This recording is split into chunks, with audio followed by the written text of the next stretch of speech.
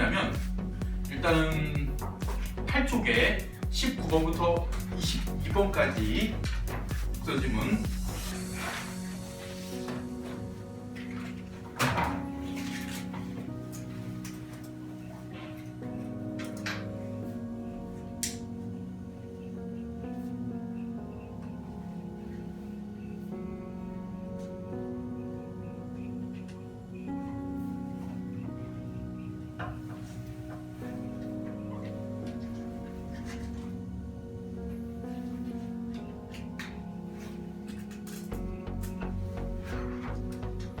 자, 일단은 지문 길이가 짧았고요. 난이도도 그렇게 높진 않았던 지문인데 이과한테는 조금은 뭐라고 표현드리냐면 익숙치 않아서 평소에 자기가 공부하고 생각했던 분야가 아니어서 어려울 수는 있겠지만 그래도 내용 자체가 어려운 건 아니고요. 특히 우리가 이제까지 봐왔던 인문지문, 특히 철학지문 중에서 보여왔던 복잡성은 없는 지문이에요.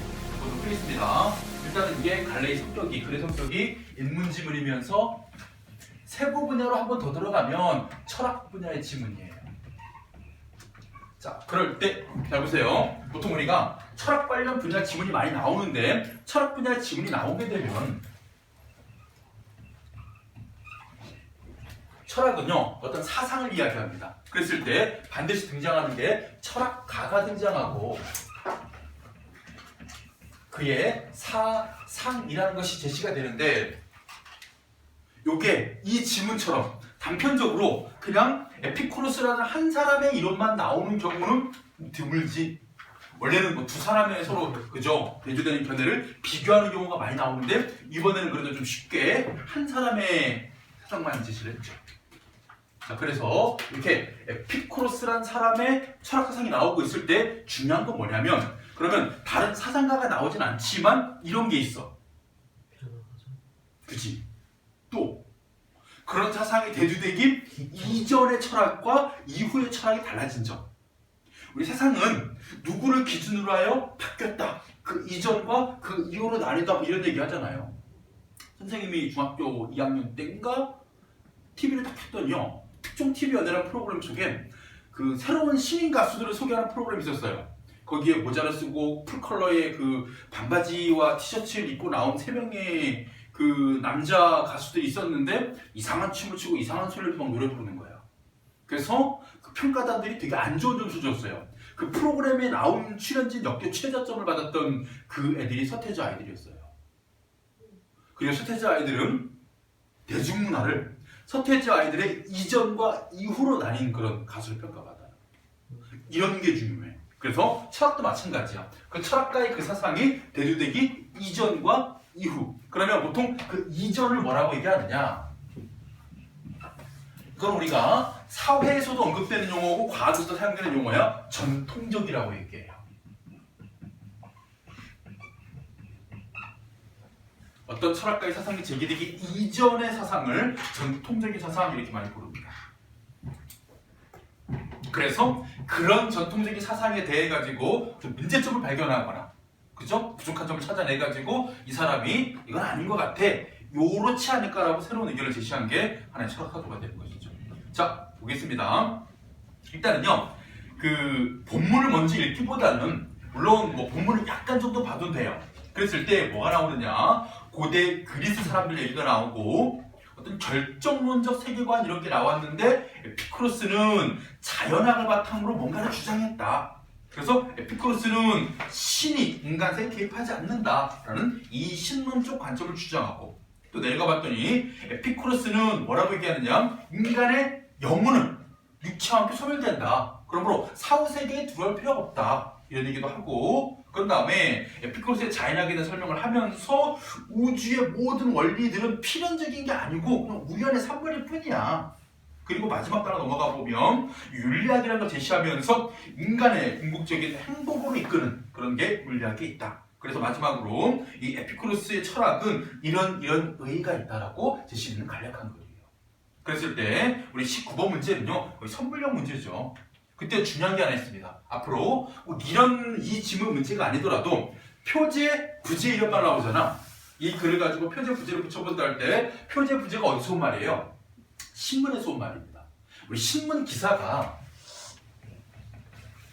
원래 표제, 부제, 전문,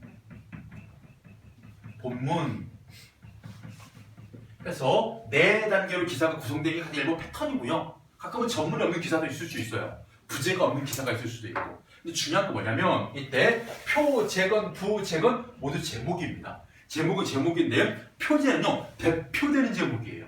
가장 큰 제목이기 때문에 표제가 가져야 될 성격 포괄성입니다. 포괄성. 뭐에 대해서 포괄적이어야 돼요? 본문의 내용에 대해서 포괄적이어야 됩니다. 다 아우를 수 있는 말. 그러면 포괄성에 포함되는 성격 중 하나가 뭔지 알아? 어떤 어휘를 써야 돼? 상위어와 하위어가 있다고 치자. 어떤 어휘를 써야 돼? 상위어를 써야 되는 거야. 그리고 얘네끼리 비교하는 거야. 표지의 포괄성보다는 그래도 부제는 좀 뭐해? 다시 한번 설명해 주려면 좀 더 자세해지겠지? 구체성.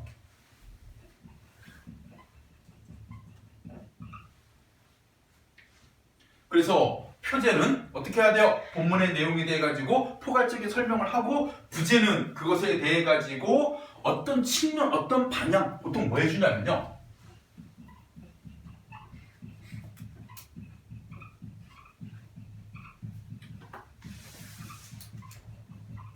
범위나 방향이나 방법에 대한 언급이 나와야 돼요. 이런 연구를 했다. 이런 사실을 보도한다. 어떤 범위, 어떤 방향, 어떤 방법으로.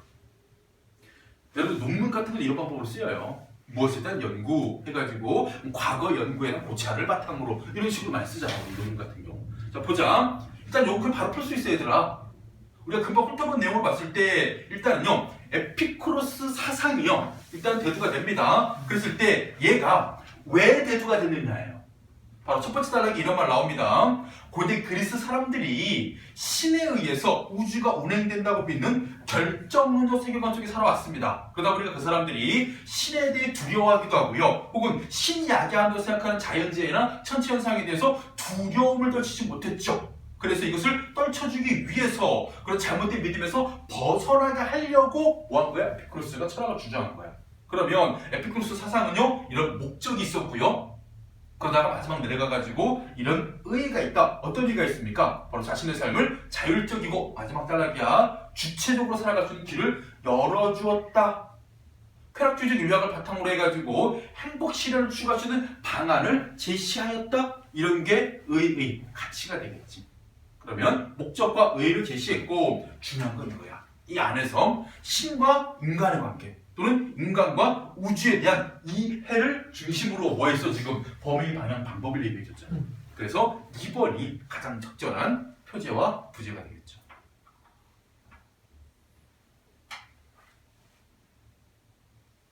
지금 선생님은요 이 지문이 여러분들 그냥 스스로 읽기에도 크게 어려움 없는 질문이었고 내용도 복잡하지 않아서 이 지문을 자세히 설명하지 않고 그냥 포괄만 얘기하고 바로 문제 푸는 거예요. 왜냐면 뒤에 사회지문과 과학지문이 어마어마합니다. 알겠죠? 거기 위해서 제가 많이 설명해야 되기 때문에 여기서 시간을 아낀 거예요. 여러분들도 여기서 시간 좀 아끼셔야 돼요. 아시겠죠? 자, 그 다음에 20번 문제 보게 되면 이렇게 기억, 니은, 디귿 했을 때 물론 실시간으로 풀면 참 좋습니다. 그런데 실시간으로 풀기에는요 얽혀 있어. 뭐가 얽혀 있어? 1번 선택지 니은과 디귿은, 2번 선택지 니은과 디귿은, 3번 선택지 기억과 니은 이렇게 되잖아. 그럼 실시간 포기해야 되더라. 실시간 포기하고 뭐 하면 되냐면 그 기억, 니은, 디귿이 지금 어느 짧은 하나의 학설들이잖아. 기억이 이 신론적 관점이고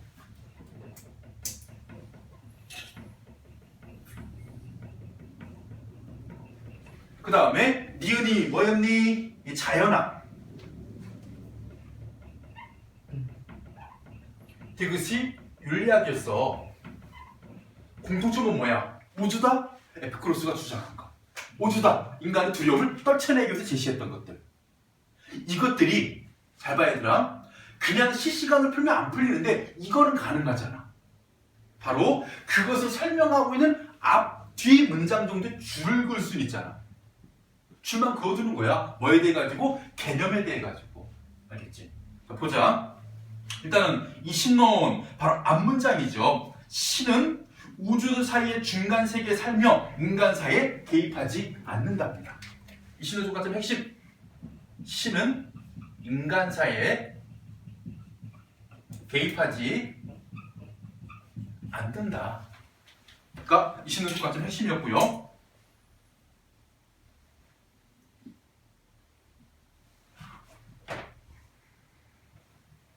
그 다음에 니은이 자연학이죠. 자연학이 뭐예요? 우주와 인간의 세계에 대한 비결정론적인 이해.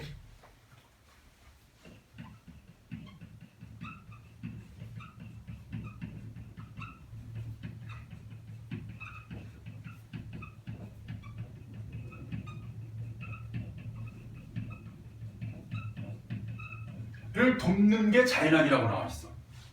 설명을 좀 이따 할 거야. 일단 이게 핵심이야. 개념을 이해하는데 디귿은 뭐야? 바로 앞이었지. 바로 자유로운 삶의 근본을 규명하고 특히 인생의 궁극적 목표인 행복으로 이끄는.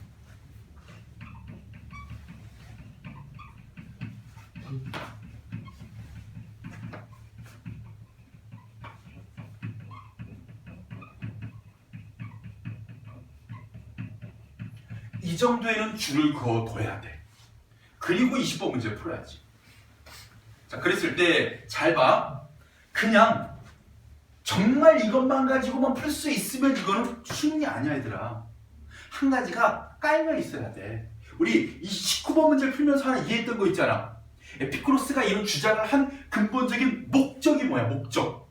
사람들이 만약에 아무런 일이 없어. 아무런 두려움도 없고 그치? 아무 문제도 없으면 얘가 이런 학설을 제기할 필요가 없잖아. 근데 목적이 있었지. 뭐 때문이야? 인간이 두려워해. 뭘 두려워해? 결정론적 세계관을 두려워하는 거야. 그 결정론적 세계관이 뭐야? 신에 의해 우주가 운행된다는 생각이잖아. 그치? 그래서 신이 인간의 모든 삶을 결정한다야. 근데 여기 얘들아 뭐라고 돼 있어? 신이 인간 사이에 개입하지 않는다는 얘기는 신이 인간의 삶을 결정하지 않는다는 말이 되고, 맞지? 두 번째 봐봐. 우주와 인간에 대해서 비결정론적이게. 이 말은 무슨 얘기? 결정론적이지 않다는 얘기잖아.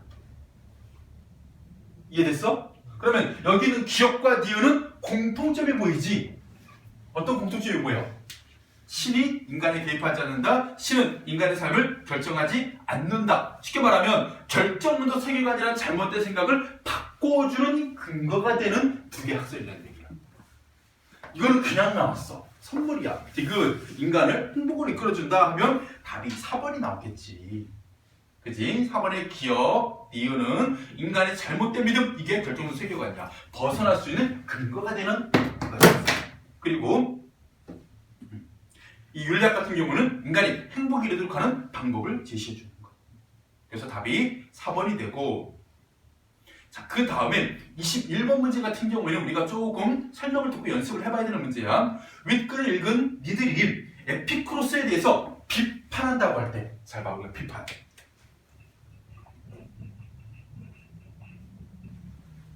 비판 뭐 하는 거예요? 그 사람의 주장이 가지고 있는 문제에 대한 일종의 제기를 할 때 중요한 건 뭐냐면 그 사람이 어떤 주장을 했을 때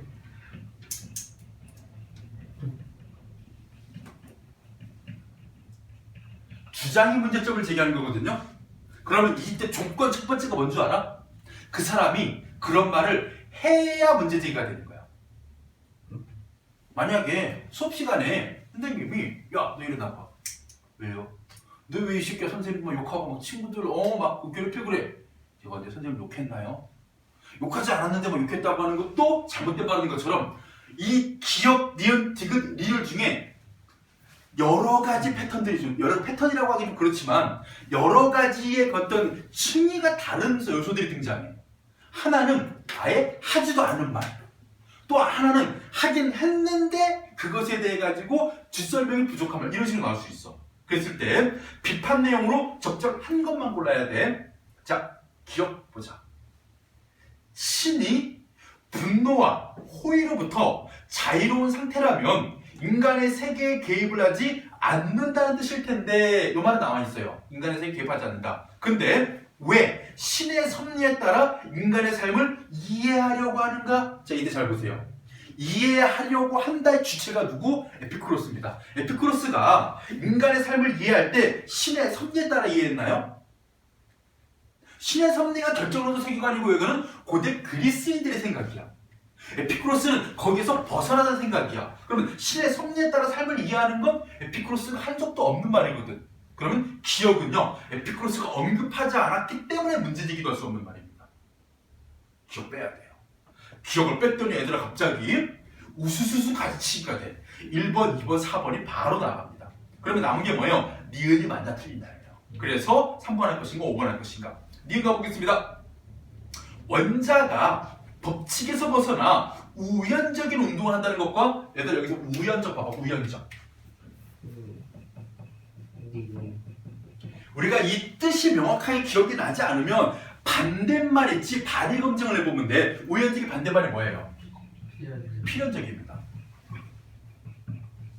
반드시 그래야만 하는 이유가 있었기 때문에 원인이 있었기 때문에 그런 일이 벌어지는 게 필연이야. 우연은 아무런 원인과 인과관계 없이 그냥 지나가다 돌 딱 맞으면 우연적인 거지. 그리고 중요한 건 이 말이 나옵니다. 운동한다는 것은 인과관계 없이 뜻하지 않게.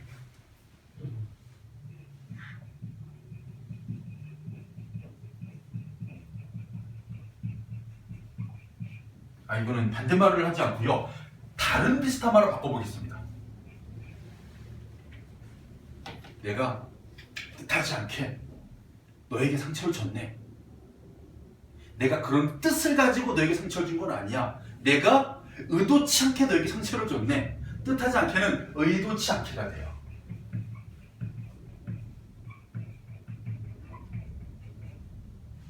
억지 주장 같아? 뜻하지 않게, 의도치 않게. 비슷한 말로 보이죠? 그러면요, 그 다음 말과 충돌이 생깁니다. 뭐라고? 그것이 자유의지의 단초가 될 수 있는가? 얘들아, 자유의지는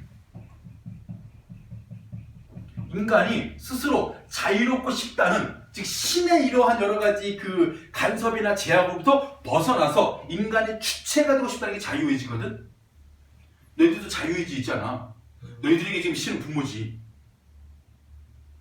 물론 뭐 부모님이 크게 개입하지 않는 경우도 있어. 근데 중요한 건 뭐냐면 우리가 누군가 내 삶을 관여하고 구속하고 제어한다면 나에게 가질 수밖에 없는 게 자유의지인 거야. 그럼 자유의지라는 말과 여기 사용된 우연적이고 뜻하지 않게라는 말이 서로 호응이 되냐?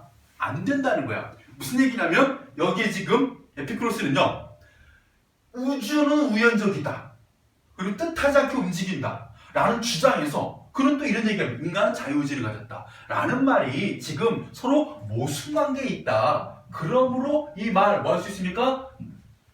에피쿠로스가 했던 말이었고 문제제기를 할 수 있어. 그럼 무슨 얘기? 니은이 맞는 말이라는 얘기예요. 그러면 디귿 리을 얘들아 제발 읽지 마. 기억이 확실하게 에피쿠로스가 하지 않은 말이기 때문에 걷어냈지. 그럼 너희들은 1, 2, 4번 걷어냈지. 남은 건 3번, 5번이지. 나중에 시간 남아 찝찝 한번 돌아오시면 되겠지만요. 니은만 맞다면요. 디귿 리을은 무조건 맞은 말이에요. 답이 5번입니다. 자, 22번 문제입니다.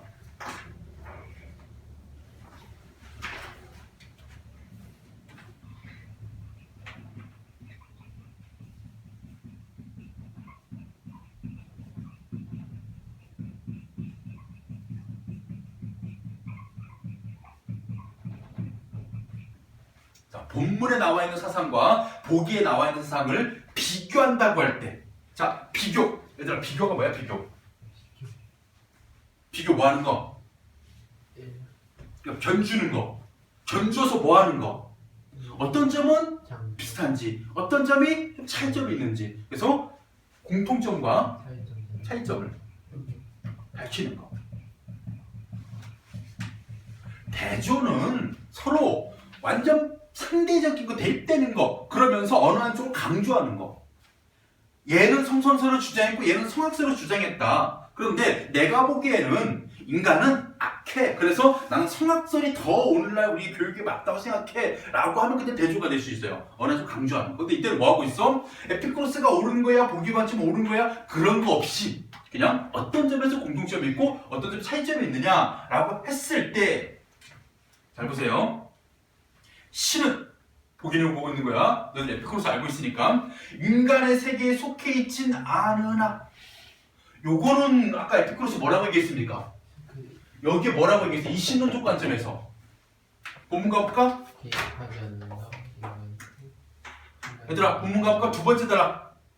이 신론적 관점 나와 있지? 네. 거기 뭐라고 돼 있습니까? 신은 우주들 사이에 중간 세계의 삶이에요. 중간 세계의 삶이요. 그러니까 인간 세계에 들어와 있지 않고 어딘가 중간 세계에 살고 있는 거야, 신이. 마찬가지입니다. 이 보기의 관점도 신이 인간의 세계에 속해 있지는 않다라는 점에서 중간 세계와 공통점이 있어. 보기의 관점이건 에피쿠로스의 관점이건 간에 모두 신은 이 우리의 세계에는 없다는 얘기야. 우리가 알고 있는 그 영화는 신과 함께는 없다는 얘기지. 신은 딴 세계에 살고 있으니까.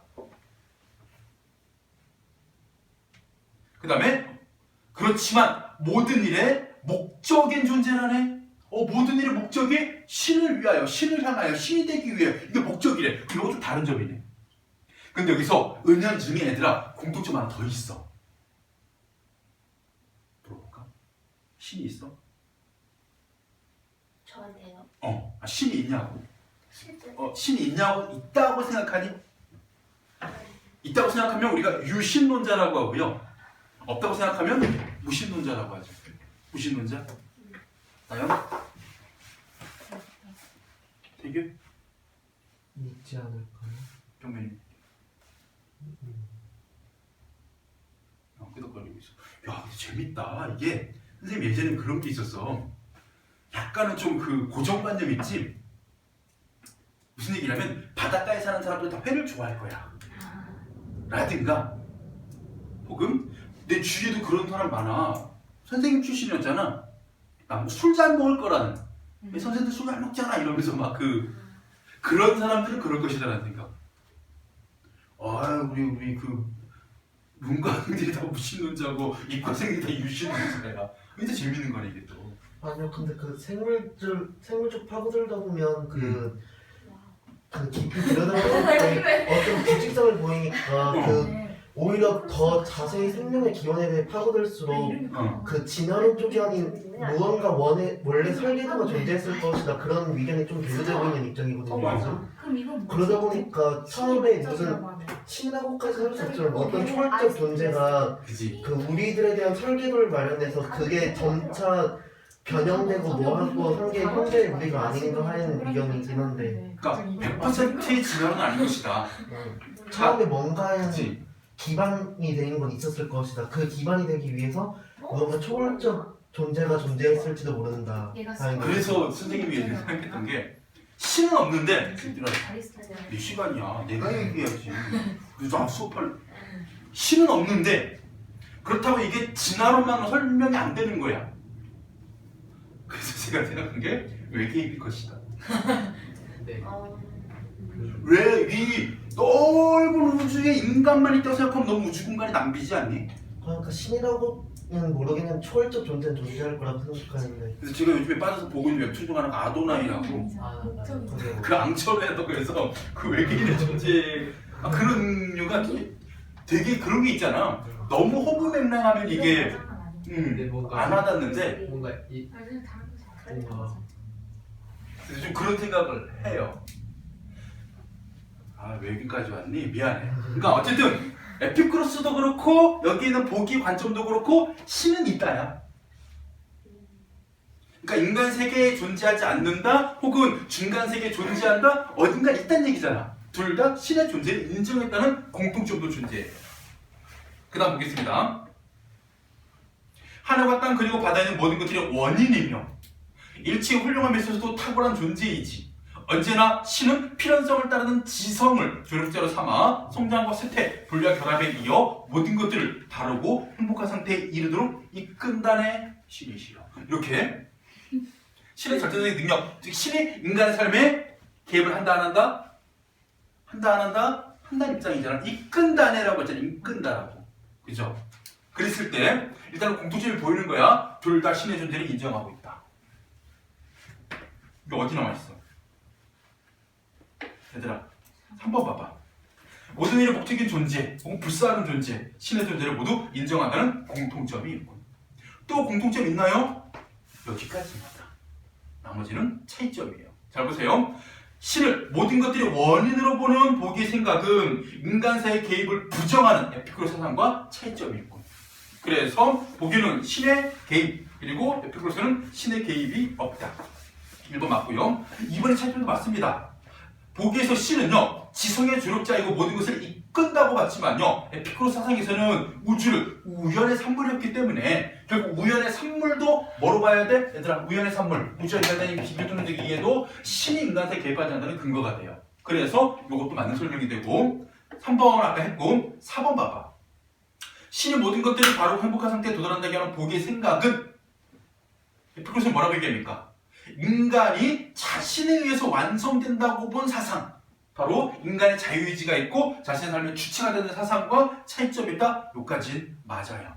근데 5번에 신이 인간의 세계에 속해지 않다고 보는 보기의 생각과 신이 중간 세계에 있다고 본 에피쿠로스 사상은 까지는요 맞는 말이에요.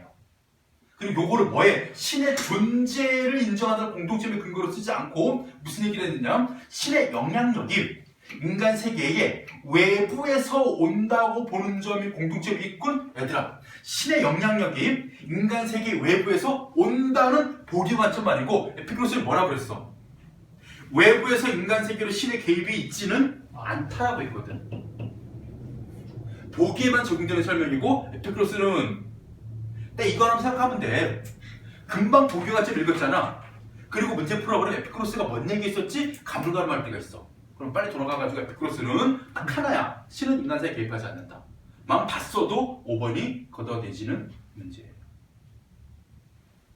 일단 우리가 에피쿠로스는 한 사람의 이신론적과 자연학과 윤리학에 대해 가지고 신은 인간사에 개입한다는 결정론적 주장에 대해서 반박을 하나의 글만 나와 있었기 때문에 요거는 조금 나머지 사회과학 지문이 어려운 것에 대비해 가지고 좀 쉬운 지문을 못 풀기로 준 거니까 요거를 가지고 이 정도 아닐 것이다 라고 너무 안심하지도 말고, 보통 두 개의 대립되는 견해라든가 선후 관계를 따져가지고 보통 사대지간 혹은 어떤 사람 주장에 대해 어떤 사람이 옹호, 반박, 비판 이런 식으로 이제 어떻게 흘러가고 있는지 있잖아요. 그런 철학, 사에 대한 얘기도 여러분들이 조금은 정리를 해주셔야 돼요.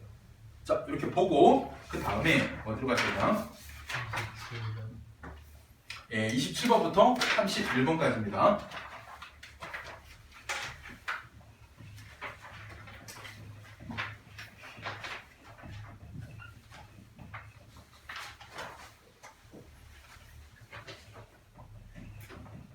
자, 사회 지문이고요. 사회 분야 중에서 어디? 경제. 경제 지문 나오면요, 거의 무조건 너무 심한 말이다. 상당히 많이 나오고 있는 게 뭐냐면요, 경제 지문은 이게 많이 나옵니다. 첫 번째, 인플레이션. 크게 보면 인과관계예요. 인과관계. 뭐뭐하면 뭐뭐한다. 어떤 일이 벌어지면 어떤 일을 초래야기한다. 이게 인과관계지. 대표적인 게 뭐가 있을까? 제일 쉬운 경제. 소비가 급증해. 수요가 증가하면 가격이 어떻게 돼? 상승하지. 알겠지? 수요가 감소했어. 그럼 수요 대비 공급이 증가하겠지. 공급이 증가하면 가격이 하락한다. 이런 게 다 인과관계야. 알겠지? 그런데 그냥 정상적으로 조금 수요가 증가하고 조금 가격이 상승하고 조금 수요가 감소하고 좀 가격이 하락하면 괜찮은데 이게 팍팍 벌어지면 경제 악영향을 초래하잖아요. 그래서 요거를 미리 예방하기 위해서 국가가, 중앙은행이 가만히 있을 수 없잖아. 그래서 뭔가 조치를 취해요. 조치를 취하는 것도 인과관계가 전제된 거야. 만약에 우리가 이런 정책을 시행하면 이렇게 바뀔 것이다 라는 인과관계에 근거한 겁니다. 제일 중요한 게 인과관계입니다. 그리고 이런 경제 지문에서 또 많이 나오는 게 뭐냐? 바로 정책이에요, 정책. 국가나 중앙은행에서 어떤 정책을 시행합니다. 그랬을 때 중요한 건 정책이 나오잖아요. 꼭 염두에 두는 게 있습니다. 정책을 시행하는 목적이 뭐냐? 왜 이 정책을 시행하는가? 그리고 두 번째 포인트가 뭐냐면요. 되게 많이 놓쳐서 실제로 틀립니다. 뭐냐? 성격이에요, 성격. 이 정책의 성격. 그럴 때 우리 성격을 의미하는 한자어 있지. 뭐뭐 적.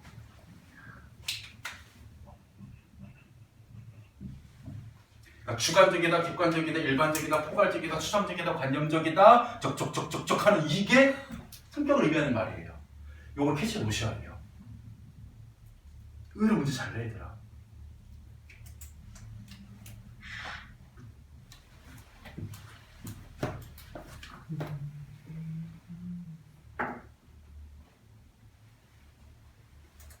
자, 보자. 첫 번째 단락. 전통적인 통화 정책은 얘들아 이 말 나오잖아. 아까 여기도 있었지. 전통적인. 그럼 무슨 얘기일까? 무언가 어떤 이론가가 등장하거나 뭔가 큰 사건이 벌어지기 이전 건 다 전통적인 거야. 철학에서는 에피쿠로스가 등장하기 이전에 신을 두려워했던 게 전통적인 생각이었지.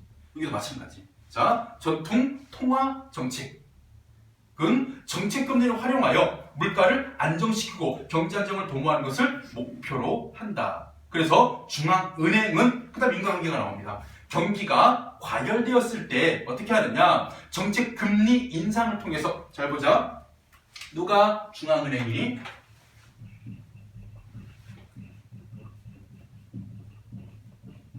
우리나라 중앙은행은 어디예요? 한국은행이죠. 우리 저기 국민은행, 농협 막 그 신한은행 이런 데 있잖아요. 이게 시중은행이고요. 한국은행의 금리라든가 한국은행의 통화에 대해서 실질적으로 고객을 대응하고 그 사람들에 대해 가지고 정책을 그러니까 실질적인 업무를 하는 데가 시중은행이고 한국은행은 돈치은행 그다음에 통화 정책을 결정하는 데예요. 중앙은행입니다. 아시겠죠? 첫 번째 때 중앙은행은 일단 첫 번째입니다. 경기가 과열. 얘들아 지나치게 뜨거워졌어. 너희들 어떤 때 뜨거워지니? 많이 움직이면 뜨거워지는 거야. 믹서기, 선풍기, 에어컨, 세탁기 많이 돌리면 뜨거워지는 것처럼 뭐하면 시장에 자본의 흐름이 많아지면 뜨거워지는 거야. 이 말을 뭐하고 바꿔줄 수 있어야 되느냐? 호황.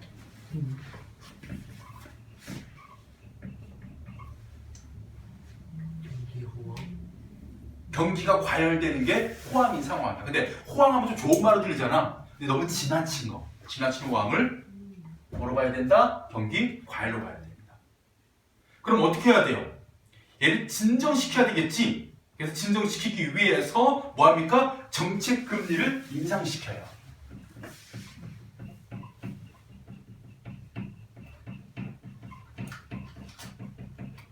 한때 경제지문의 단고로 등장했던 게 바로 이 금리라는 겁니다. 금리. 금리가 뭘까? 돈에 대한 이자. 근데 여러분들 정확히 아셔야 될 개념이 있습니다. 은행에 돈이 많아, 니들이 돈이 많아. 은행이 돈이 많아. 대한민국이 아무리 최고 가까워도 은행보다 돈이 많을 수는 없습니다. 그럼 보통 돈을 빌려주는 쪽과 돈을 빌려 쓰는 쪽을 봤을 때요, 거의 99%가 은행이 돈을 빌려주고요. 나머지 기업과 가게가 돈을 빌려다 씁니다. 그럼 지금 금리는요, 중앙은행이 결정한다는 걸 모아가지고 자기네가 기업이나 가게에 빌려줄 때의 금리예요. 은행이 결정할 수 있는 거야. 이번에 중앙은행이 시중금리를 몇 퍼센트 인상하겠습니다라는 발표가 뉴스에 나오잖아요.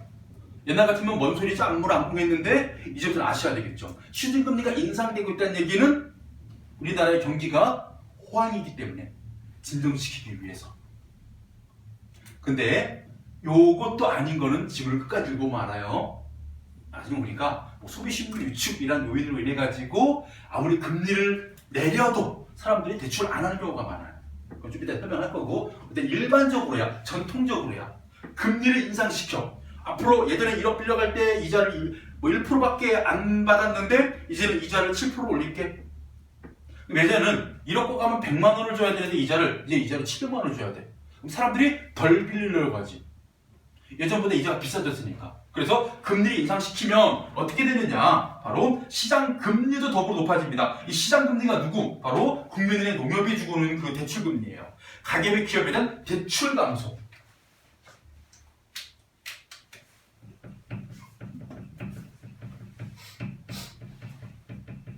이어지고 이 대출 감소가 뭐가 되느냐? 신용 공급이 되죠. 신용 공급이 축소됩니다.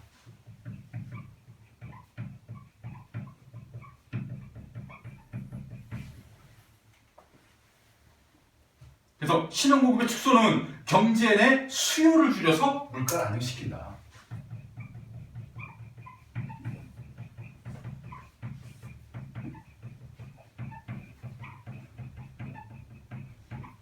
그래서 천정부지를 찌던 물가가 진정이 되는 것이죠. 그래서 여기다 뭐가 존재합니까? 바로 경기가 과열됐을 때 이러면 이런 일들이 순차적으로 벌어진다는 인과관계가 존재해요. 요거는요 경제학의 입문 단계의 가장 기본적인 설명 중 하나입니다. 반대의 경우는 다 반대로 가면 돼. 경기가 침체되었을 때 경기 침체 다른 말은 뭐라고 합니까? 불황이라고 합니다. 불황. 요즘 우리나라 경기가 호황이에요, 불황이에요?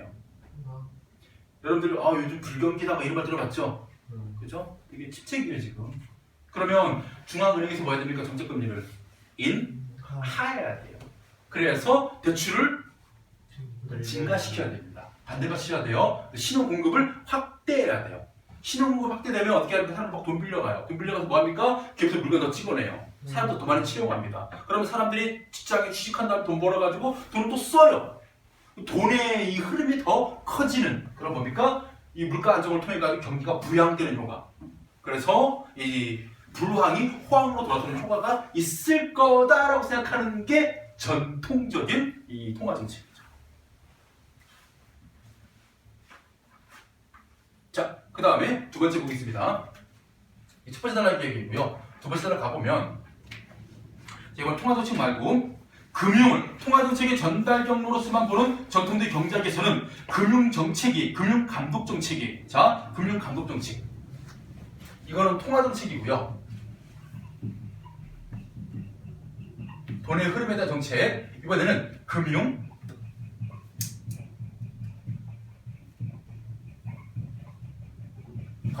있습니다. 우리 중앙은행도 있지만 우리나라에 또 부처 기관직 이런 게 있죠. 금융감독위원회 들어봤나요? 금감이라고 해가지고 있어요. 금융감독위원회. 우리나라에 위원회가 꽤 있어요. 금융감독위원회, 뭐 공정거래위원회 이런 것들이 존재해요. 경제 관련된 부처 중에. 자, 얘네들은 뭘 주장하냐면요. 개별 금융회사의 건전성 확보.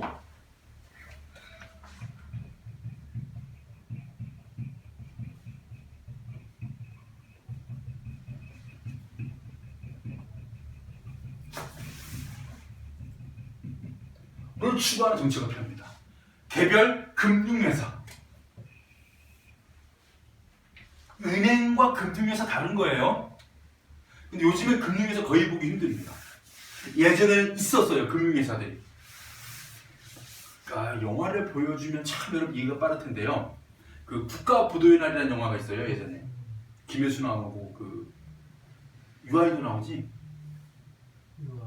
유아인 나오고. 그 영화를 저희들은 뭐 잘하는 아니지만 겪었던.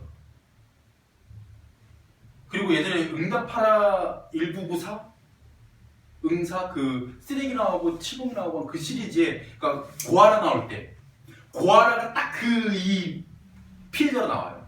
열쇠대학교 졸업해가지고 취직을 했는데 취직한 그 회사가 고려증권인데 입사 하루 만에 망해. IMF만 부도나. 옛날에 증권사들 있잖아요. 무슨 뭐 대신증권, 고려증권 이런데 혹은 종금사라고 해서 종합금융회사가 있었어요. 은행하고 다른 거예요. 그러니까 요즘에 우리가 뭐로 보면 되냐면 뭐 그 이런 거 있잖아요. 막 투자신탁은행 이런데 대신 자산 관리해 주는데 그런 회사가 그 회사 자체가 탄탄하고 회사가 건전만하다면, 쉽게 말하면 악성 자금을 세탁하거나 이런 데 연루되지 않고 고객의 돈을 잘 관리해주고 고객이 언제든 필요할 때 다시 돌려줄 수 있고 고객이 믿고 많은 돈을 맡길 수 있는 그런 회사들만 존재한다면 국가의 경제는 문제가 없다 라고 보는 게 이때의 금융감독 정책이었어요. 그리고 이런 것을 뭐라고 하느냐, 바로 미시건전성 정책이라고 합니다. 미시건전성 정책.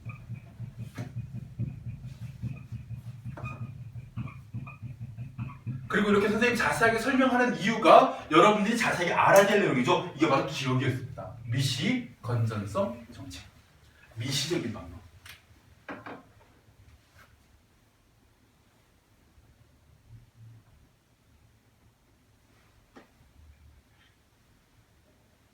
그리고 왜 개별금융회사의 건전성 확보를 중시했느냐? 바로 금융이라는 것은 직접적인 생산수단이 아니에요. 그래서 단기적일 때와 달리 장기적으로 경제성장에 영향을 미치지 못한다는 인식과 자산시장에는 가격이 본질적 가치를 초과하여 폭등하는 버블이 존재하지 않는다는 효율적 시장 가설에 기인해서 스스로의 건전성만 가지고 있으면 된다. 예를 들어 이런 경우가 있잖아요. 아무리 물건이 비싸도 예를 들어 여러분들이 연필을 사서, 요즘 연필 안 쓰는구나. 써요. 아, 죄송해요. 너희들이 제일 많이 쓰는 필기구가 뭐냐면 삼색 볼펜이라고 치자. 건빨파 삼색 볼펜을 애들이 그 필기도구 필수품이야. 보통 이거 얼마 하니? 시중에 2,000원? 적정 가격 얼마? 이거 얼마 하면 살래? 문구점에서 얘기해봐요. 그거 2개 1,000원이에요. 좋아, 하나 500원 사지. 네. 없으면 살 거 아니야. 네. 이 독과점이면 없으면 살 거 아니야. 세상에 이 회사 하나밖에 없다 치자. 아모스 하나밖에 없다 치자. 그치? 할 거 아니야. 근데 만약에 이게 10,000원으로 올라갔다고 치자. 할래? 펼쳐 쓰고 말지. 필기적으로 이게 없으면 그 공부는 할 거 아닌가. 돈은 없을지언정 안 살 거 아니야. 피가 더 비싸지 않나? 철새를 쓸지언정 그만큼 터무니없는 가격이라는 얘기야. 너무 버블이라는 얘기야. UFO 날아다니는데 UFO 초미세계. 우리가 깃털로 위장을 했지만.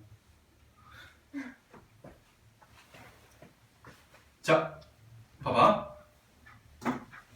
그래서 미시 건전성 정책은, 얘들아, 미시 건전성 정책은 이렇게 돼 있지. 네. 그리고 다시 일로 와봐봐. 뭐라고 돼 있어? 경제지문에서 많이 나오는 게 정책. 정책의 목적. 무슨 목적? 개별 금융회사의 건전성을 확보한다는 목적. 아직 뭐가 안 나왔어? 성격이 안 나와있지. 근데 그 다음 봐봐.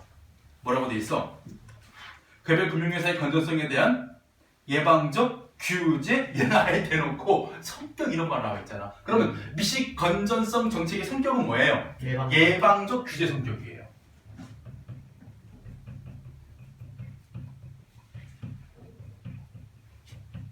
막 마음이 급해가지고 미리만 얘기해버리고 싶은데 참을 거야. 나중에 얘기할 거야. 이게 왜 중요했는지.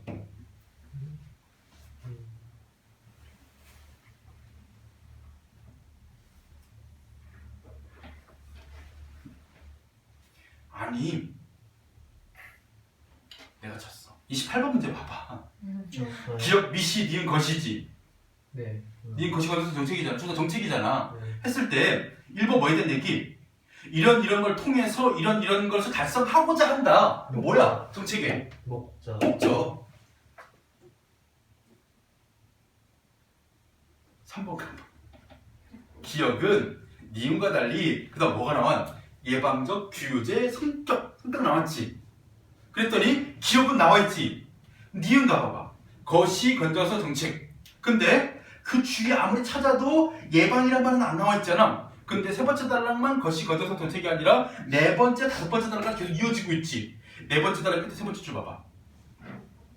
것이 건전성 정책은 금융 시스템 위험 요인에 대한 예방적 규제를 통해.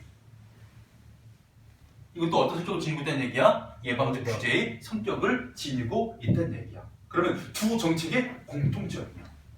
그래서 28번에 3번에 대한 근거.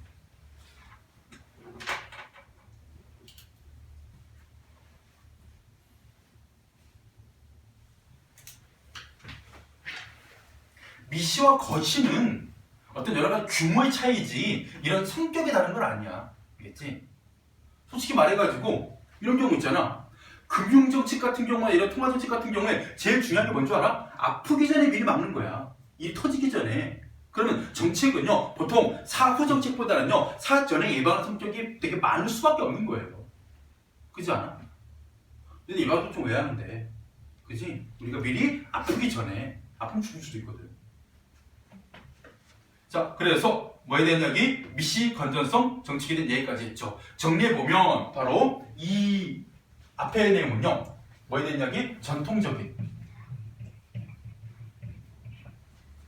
통화정책 혹은 금융감독정책을 보면 통화정책 같은 경우에는 정리하고 있는 거야. 뭘 통해 가지고 바로 이 금리 정책 금리학을 통해 가지고 뭘 한다? 물가를 안정시키면서 침체된 경기를 부양하기도 하고 혹은 너무 과열된 경기를 진정시키기도 한다. 이게 전통적인 통화 정책이고요. 그 다음에 금융 감독 정책은 줄여서 금감이라고 할게요.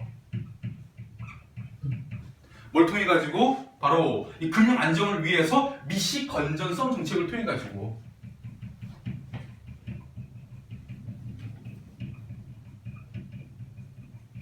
뭐한다? 이런 개별 금융회사가 뭐하지 않도록 무너지지 않도록 사전에 막는 걸 중시하죠. 그래서 개별 금융회사의 건전성을 확보를 하는 게 미시 건전성 정책이었죠. 근데 중요한 건 뭐냐? 해보자 따라 보세요. 이처럼 전통적 경제학에서는 금융감독 정책을 통해 금융 안정, 통화 정책을 통해서 물가 안정을 달성했다고 보는 이원적 접근 방식이 지배적인 견해였다. 참 좋았지. 1997년 10월까지는. 그런데 그다음 그러나 글로벌 금융 위기 이후 그러면 전통적이라고 볼 수 있는 근거가 뭔가 큰 사건이 있었던 거예요. 글로벌 금융 위기입니다.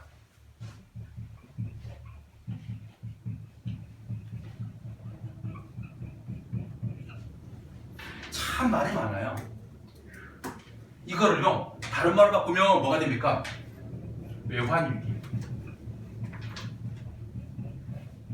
다른 말로 바꾸면 우리나라의 외환위기가 닥쳤기 때문에 국제통화기금으로부터 돈을 빌려줄 수밖에 없는 국제통화기금이 영어로 세 글자로 뭐예요? IMF예요. 같은 말이에요. 언제? 1997년 11월 어느 날부터.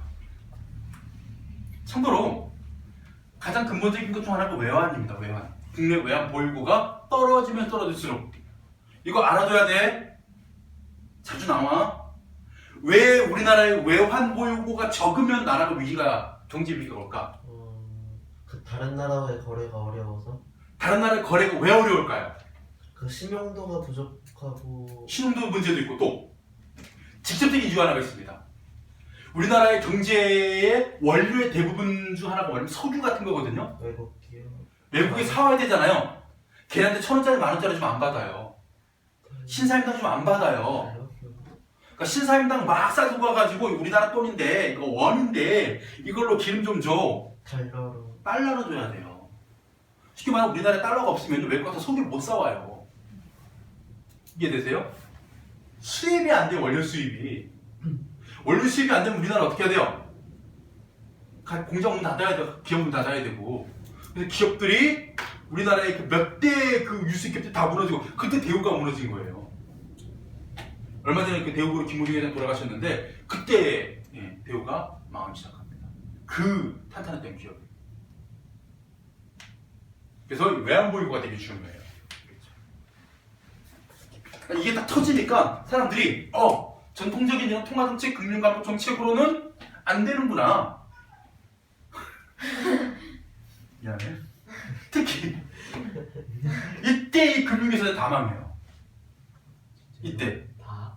전통적인 방법으로 금융가도 정책으로 얘가 건전하기만 하면 된다 했는데 외환보유고가 떨어져가지고 다른 대기업 무너지니까 줄줄이 도전하는 거야 얘가. 그치? 도미노 쓰러지듯이. 다 망해요? 예. 아, 그때 막 한강딸이 가가지고 다들 뛰어내리고 막.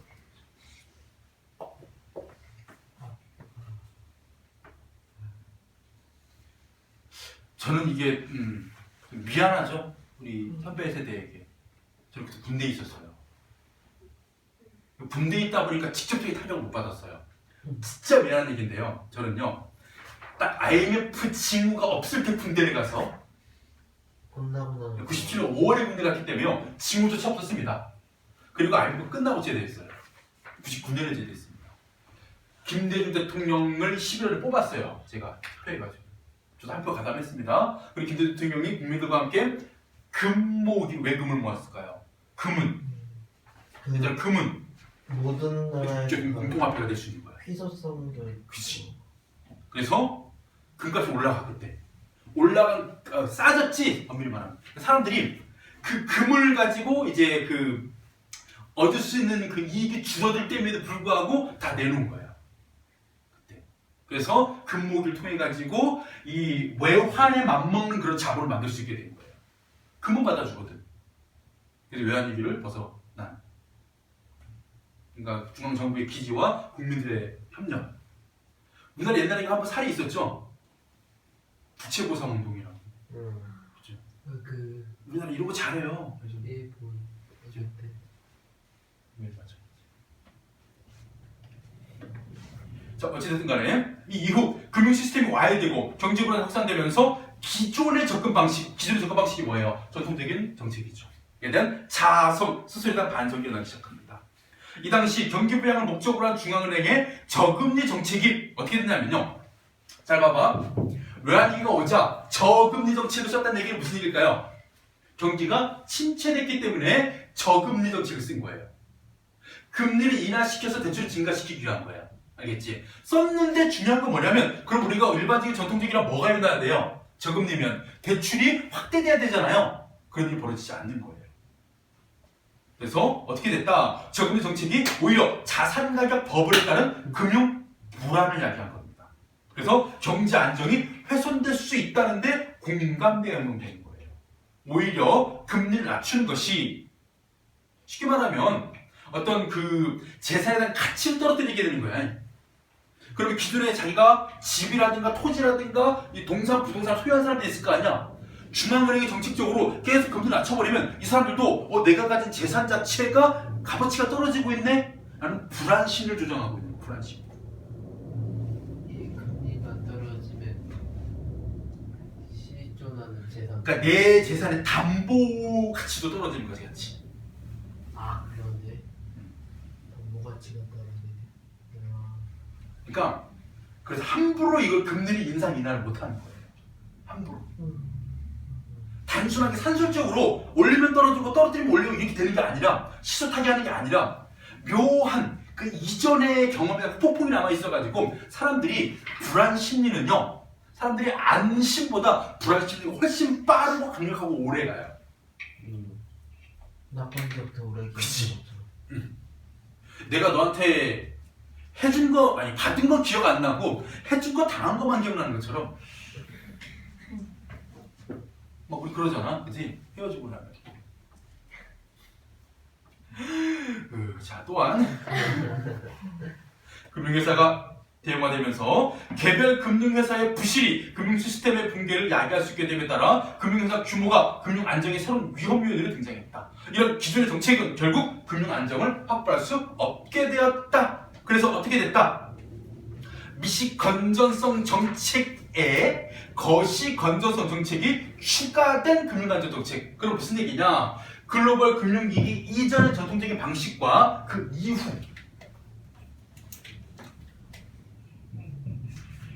이후의 방식의 차이는요. 조심하셔야 될 게 있어요. 얘들아, 이때는 미시, 이때는 거시 아니야.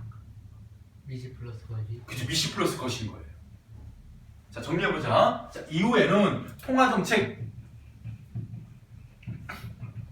어떻게? 얘는 크게 안 변할 거라 아마.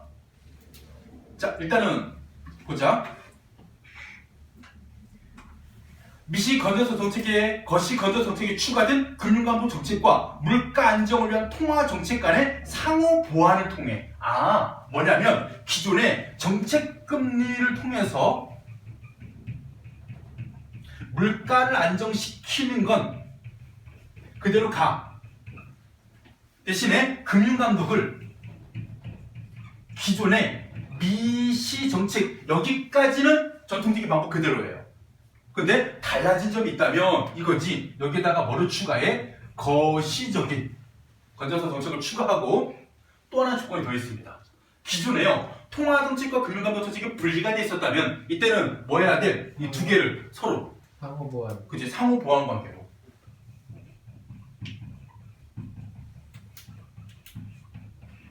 그럼 우리가 금융위기 이전의 정책과 이후의 정책을 어떻게 봐야 돼? 완전 뒤집어 엎었다?가 아니라 기존 정책의 부족한 점을 보완하는 정책으로 발전했다 이렇게 보는 거지.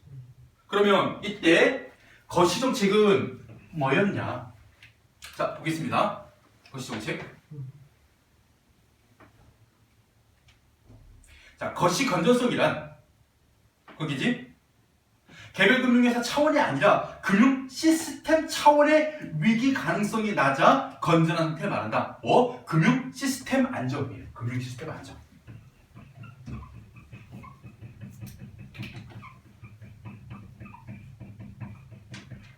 각 개별 회사의 건전성 차원이 아니라 그런 개별 회사들 간에도 시스템이 존재할 게 아니에요. 그 시스템 자체를 건전하게 해야 된다.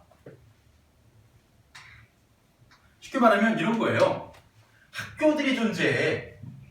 우리나라 공교육의 발전을 위해서 각 개별 학교들의 교육에 대한 질을 높이는 거를 우리가 미시 건전성이라고 본다면 예를 들어 빗대면 근데 아무리 개별 학교들의 수업의 질을 높여도 공교육이 무너지고 사교육 평배 현상이 사라지지 않아. 이유를 봤더니 우리나라의 입시와 대학에서 학생을 뽑는 방법과 교육의 목적이라는 이 교육 과정 자체가 문제가 있었기 때문에 아무리 열심히 가르쳐도 우리가 그걸 왜 배워야 되는 궁금증이 해결되지 않은 거야. 그러면 뭐 해야 된다? 교육부 차원에서. 교육부가 쓰레기라. 그치. 교육부 차원에서 좀 더 학생들에게 실질적인 흥미와 적성에 맞는 지나친 입시 과외 정책이 아닌 학생들의 어떤 자율적인 탐구에 맡기는 그런 교육 정책으로 나가면 된다. 이게 바로 거시적인 관점이에요. 큰 관점. 각 개별 회사가 중요한 게 아니라 그들 간의 시스템을 안정화시키는 게 큰 개념의 거시가 되는 거죠. 자, 그래서 좀 내려가 보자. 이때 거시 건전성 정책은 미시 건전성이 거시 건전성을 담보할 수 있는 충분 조건이 되지는 못한다는 구성의 오류의 논리적 기반을 두고 있다. 거시 건전성 정책은 금융시스템 위험 요인에 대한 예방적 규제, 얘도 뭐가 있다? 예방적 규제의 성격이 있다네요. 그래서 두 정책 모두 예방적 규제의 성격이 있기 때문에 28번에 3번의 답의 근거가 됩니다.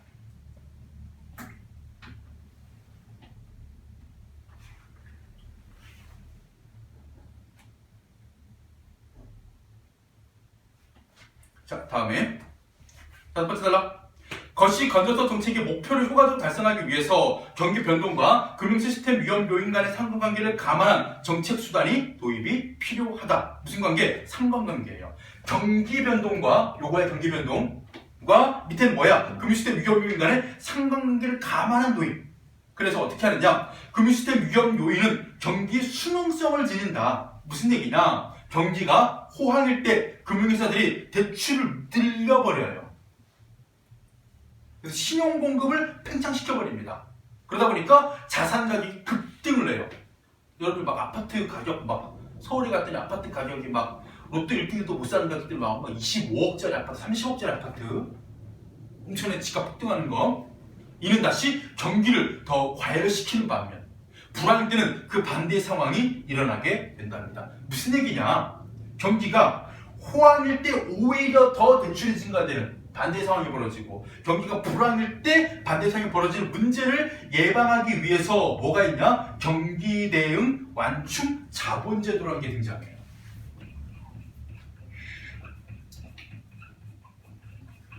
근데 그러면 호황일 때 대출 받으면 나 땅값이 금리가 호황일 때, 그러니까 호황일 때는요 금리를 낮춰야 되잖아요. 중앙정책의 네. 금리에 의해 가지고. 근데 각 금융회사들이 금리를 안 낮추고 네. 금리를 안 높이고, 미안해, 호황일 때 금리를 인상시켜야 되잖아. 대출하지 말라고. 침체시켜야 될 거 아니야. 네. 근데 계속 싸게 줘버리는 거야. 아 일단 뭐냐면 신용 공급 자체를 팽창시키는 거지. 대출을 팽창시키는 거. 그때 더 큰 과열, 침체 때 더 큰 침체. 이런 게 벌어지는 걸 미리 막기 위해서 뭐가 있냐면 이런 경기 하게 되면요, 호황이냐 불황이냐 라는 문제에 대응한 완충, 충격을 흡수하는 자본제도를 만드는 거예요.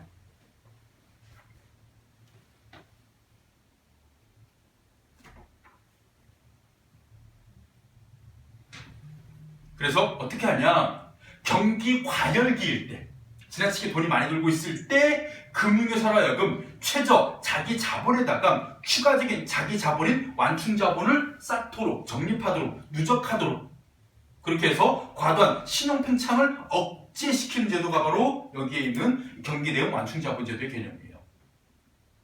그리고 이 적립된 완충 자본은 반대로 경기 침체기에는 대출 재원으로 쓸 수 있는 것이죠.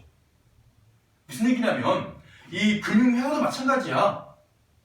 얘들아, 금융회사라고 얘기했어. 선생님이 아까 설명 중에 이런 게 있었어. 금융회사는 은행과 다른 거라고. 그래서 얘네들은 중앙은행의 관리 통제를 받지 않는 거예요. 그래서 얘네들을 뭐 하는 거야? 어느 정도 관리 감독을 해주는 거예요. 야, 니네 왜 이 금리를 낮춰야 할 때도 올리고 금리를 올릴 때 낮추니? 왜 니네 흐름 반대로 가니? 그러지 말고 지금 돈이 많이 들고 있잖아? 좀 아껴도 나중에 우리가 니네 돈에 도움 받을 때가 올지 모르니까 경기 침체기에 좀 적립을 해도 라고 권하는 제도예요.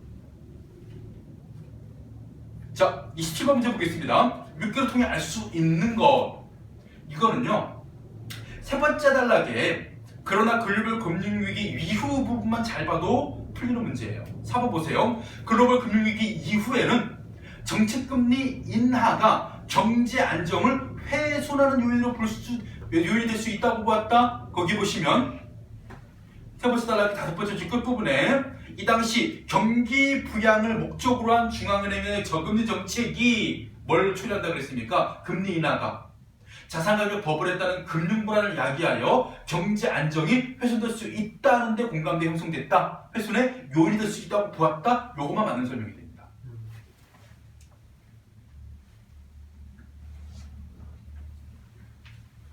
다음에 28번 아까 풀었고요. 29번 문제 좀 복잡하니까 잘 보자. 29번.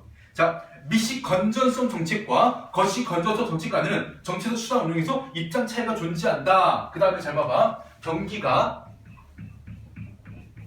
A일 때 비건전성 정책에서는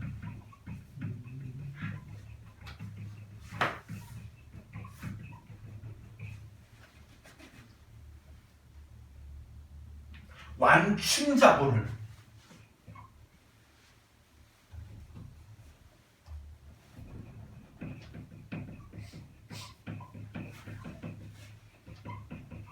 C 하도록 하고, 그 다음에 D 건전성 정책에서는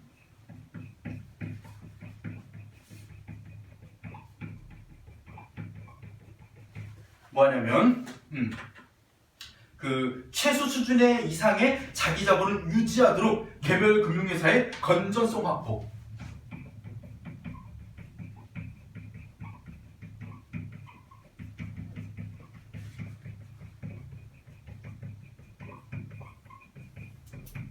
잘 봐. 이 문제를 푸는데 핵심 뭐게? 이거야. 완충 자본. 그 다음에 개별 금융회사의 건전성 확보. 이 두 개가 어디 건지만 알면 바로 풀리는 거였어. 잘 봐. 요거부터 할까? 개별 금융사에 건져서 갖고 우리 판서에 바로 옆에 있었어. 뭐야 이거?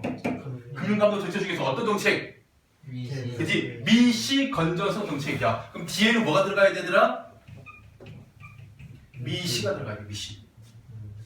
미시 말고 올 게 없어 뒤에. 그러면 1번, 2번, 3번 아니면 다 틀린 거예요. 맞지? 맞아요. 다시 B가 보자. 완충자본은 잘 봐. 완충자본이야. 그러면 이때 A는 경기가 두 개겠지. 호황일 때, 불황일 때. 어떤 건전성 정책인지는 당연히 거시 아니면 미시일 텐데 뒤에 미시 나오는데 앞에 미시가 또 나올 리가 없어. 그걸 그렇다 치고. 왜냐면 이거 모르는 거니까. 그러면 C가 보자. 완충자본을 뭐 하도록 하고. 잘 봐. 요거하고 요거 짝만 잘 맞춰도 돼. 아까 뭐라고 얘기했어? 완충자본이라는 거. 완충자본이라는 거. 경기가 호황일 때 주지 마. 애들한테 대출 해주지 마. 더 폭발해. 그래서 적립하라고. 그 다음에 경기가 불황일 때 너네가 갖고 있던 돈을 풀어. 사용하라고. 그럼 이때는 짝을 맞춰야 돼, 얘들아. 무슨 짝? 호황일 때 C에서 적립의 짝을 맞춰야 되고, 불황일 때 C에서 뭐? 사용의 짝을 맞춰야 돼. 다음 몇 번? 1번이지. 아니. 왜냐면 1, 2, 3번 중에 하나가 답이니까. 3번 봐봐. 불황일 때 적립한다? 불황일 때 적립한다? 안 되지. 2번 봐봐. 호황일 때 사용한다? 안 되지. 1번밖에 없는 거야. 불황일 때 사용하고 호황일 때 적립하고. 그러면서 B가 거시 건전성 정책이고. 왜냐면 완충자본은 여기가 지금 거시 건전성 정책이 하는 방법이야. 그지? 그래서 답이 1번밖에 나올 수가 없는 거예요. 한 번만 더 풀고 좀 쉬었다가 두 문제는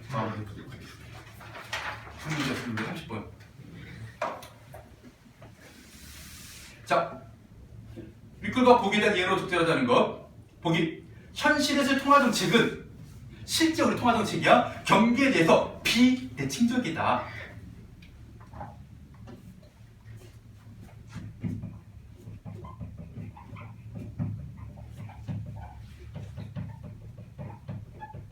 자, 현실의 통화정책은 뭐에 대해 가지고 경기에 대해서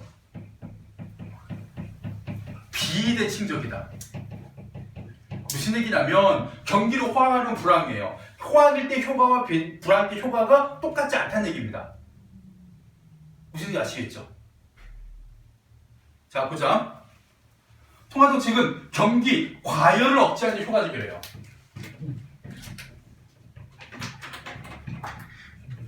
근데 반대로 경기 침체를 극복하는 데는 그닥 효과적이지 않아서 비대칭적이라는 얘기입니다.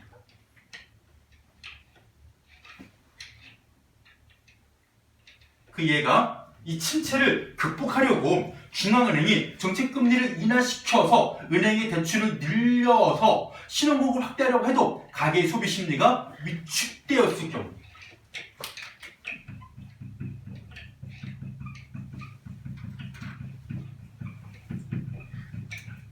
왜? 한번 많이 봤거든.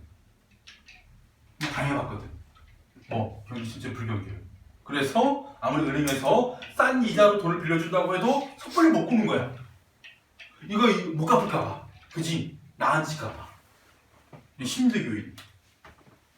혹은 기업이 투자할 대상이 마땅치 않을 경우. 왜냐면 이미 침체된 경기다 보니까 여기저기 중소기업 회사들이 망했을 거 아니야. 밖에 투자할 데가 없는 거야. 이런 상황이 벌어지게 되면 뭐한다? 이러한 통화정책의 효과는 기대하기 힘들다는 얘기예요. 오히려 확대된 신용공급이 주식이나 부동산 등 자산시장으로 과다하게 유입돼서 의도치 않은 문제, 이 의도치 않은 문제가 바로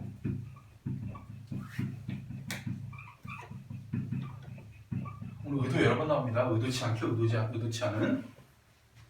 보물이 뭐가 있었어요? 버블 현상이요. 버블 현상.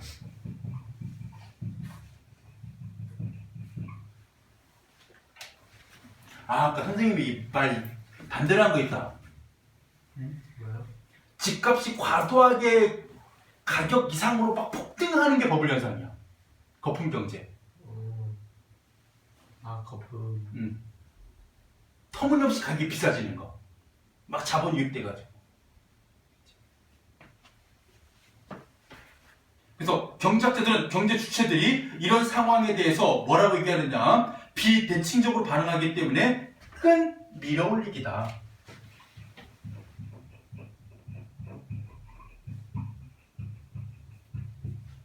끈은요 부드럽잖아 얘들아. 막대기는 이렇게 놓고 위로 올리면 올라가요. 근데 신발끈이나 우리 고무줄도 되겠다. 좀 약간 끈 같은 걸 놓고 위로 올리면 안 올라가. 그래서 구부러져 떨어지는 거야. 당기는 거 쉬운데 올리기는 어렵다. 쉽게 말하면 과열된 걸 끌어내리는 건 쉬운데 침체된 거는 밀어 올리기 힘들다. 마치 끈을 밀어 올리는 것처럼. 이게 가장 이 비대칭적인 그런 효과를 잘 보여주는 비유의 말이 되겠죠. 자, 그랬을 때 적절하지 않은 겁니다. 1번, 끈 밀어 올리기를 통해 경기 침체기에 자산가격 버블이 발생하는 경우로 설명할 수 있겠군. 그죠? 어디 있었습니까? 자산가격 버블이 바로 의도치 않은 문제예요.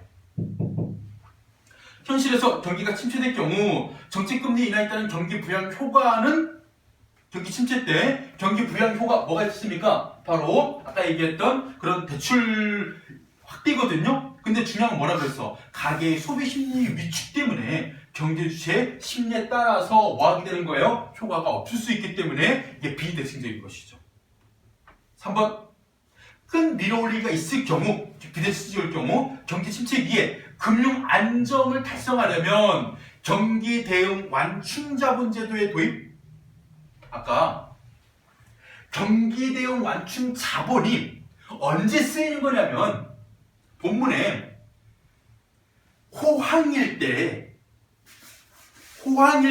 금융회사가 다시 또 금리를 낮춰서 대출을 또 과열시킬 때 쓴 게 얘들아 이 경기 대응 완충 자본이야. 주로 언제? 호황일 때 적립하라고. 나중에 이때 사용하라고. 근데 지금 뭐라고 얘기했어? 침체기인데 뭐라고? 경기 대응 완충 자본 제도의 도입이 필요하다? 요거는요. 일단 도입을 언제 도입하는 거냐면 이 호황일 때 도입하는 겁니다. 즉 경기 과열기에 도입하는 제도이지 경기 침체기에 도입하는 제도가 아니에요. 왜냐면 애들아 이거야. 돈을 일단은 모아두는 시기.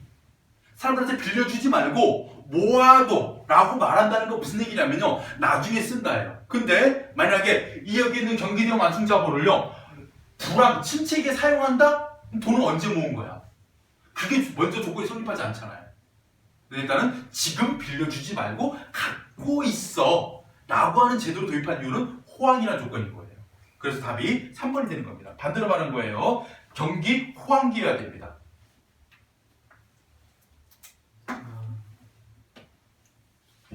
다음에 4번 같은 경우는 말이 돼요. 의외로 4번, 5번 선택한 친구가 많은데요. 이게 비대칭적이라는 말은 침체기에는 효과가 없지만요. 과열기에는 이게 가능하다는 얘기죠. 그러면 이때 이런 얘기 할 수 있겠지. 비대칭적이라면 경기 침체기는 통화금리 조정 외의 방안을 도입해야 되는 거예요.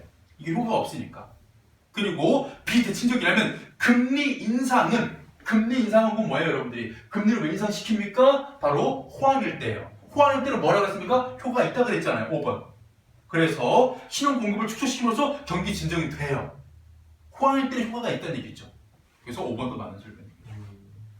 31번입니다. 문맥적 의미가 A와 같을 때 보통 우리는 A가 뭐가 많이 나오는 줄 아세요? 서술어. 특히 서술어의 품사가 동사인 경우가 상당히 많이 나와요. 그러면 이때 서술어가 앞에 어떤 주어, 어떤 목적어, 어떤 부사어를 취하면서 어떤 의미를 풀 수 있는가? 여기 뭐라고 되어 있습니까? A 부분이 들다. 어떻게 들다? 예로 들다. 무엇을 예로 들다. 그러니까 이런 정책 수단으로는 경기 대응 완충 자본을 들 수 있다, 제시할 수 있다요. 제시할 수 있다.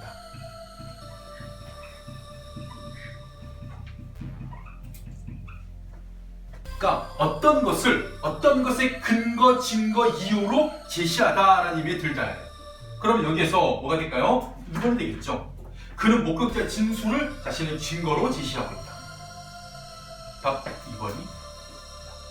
이렇게 해가지고 우리 경제 분야 금융정책, 통화정책에 대한 이야기 살펴봤고요. 좀 쉬었다가 마지막 이제 과학 지문